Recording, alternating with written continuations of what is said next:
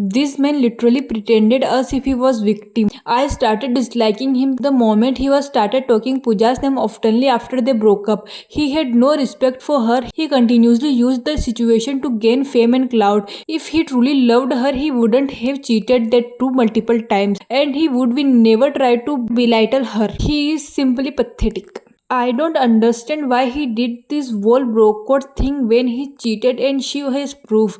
What was he thinking? Cheat करके victim card play कर रहा है। हे गाइस, वेलकम टू हर प्रेम। Let's talk about Vanshaj Singh and Pooja Goswami. So इन दोनों को आपने कभी ना कभी देखा ही होगा, शॉर्ट्स या रील में क्यूट कपल की तरह दोनों पोर्ट्रे करते थे। इन दोनों ने 2070 और 2080 के अराउंड डेट करना स्टार्ट किया था और इनका रिलेशनशिप 2025 में आके एंड हो गया था। काफी लंबा रिलेशनशिप चला इन दोनों का। जब ब्रेकअप हुआ तो दोनों साइड से कोई एलिगेशन नहीं लगे किसी पर भी। हाँ, वंशज ने हार्ट ब्रेक के अराउंड काफी कॉन्टेंट अपलोड किया था, पर किसी ने भी कोई एलिगेशन नहीं लगाए थे। अब 2026 में जाके पूजा ने रिलेशनशिप टूटने की वजह इनफिडेलिटी यानी चीटिंग को बताया था। The breakup happened because of some other person. Yes, it happened because of some other person. It's not the person you think. I will not take names. 1.5 साल पहले ही मुझे पता चल गया था. Unfortunately, people in my DMs think कि जब तक मैं उनको proof ना दूं, मैं तो एक whore हूँ. देने के बाद भी तुमको यही लगेगा. But here's something that you should see. Yes, guys, he did cheat on me. Within 1 or 2 months of us being together, I found out that he was talking to some girl. I love you वाले texts use हो रहे थे यहाँ पे mind. पूजा ने कहा कि वंशज ने रिलेशनशिप के दौरान उसे चीट किया। उसने क्लेम किया कि रिलेशनशिप शुरू होने के लगभग 1 महीने के अंदर ही उसे ऐसे मैसेजेस मिले जिससे उसे शक हुआ कि वंशज किसी और लड़की से भी रोमांटिक बातें कर रहा था।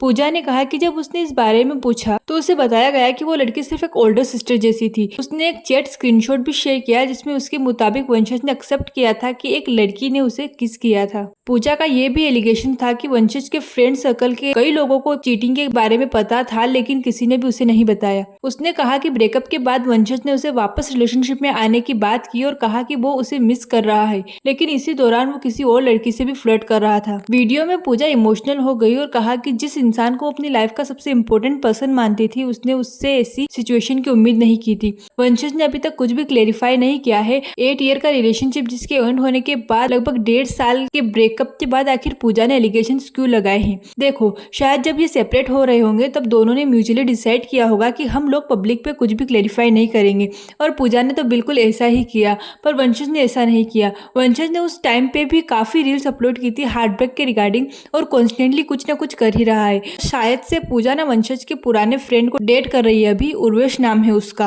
पहले जब पूजा वंशज के साथ थी तो शायद पूजा ने राखी बांधी होगी उर्वेश को।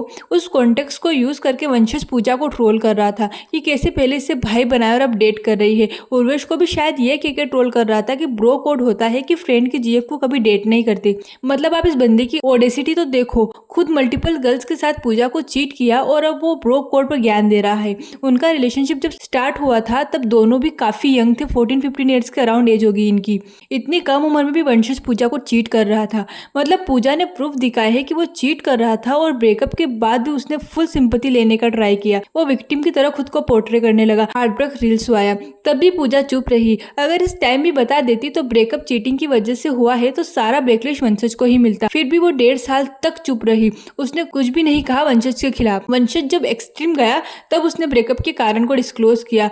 आप उस लड़की को चीट करो, जब वो किसी और को डेट करे तब भी उसे शांति से मत जीने दो। This is the most evil personality he showing.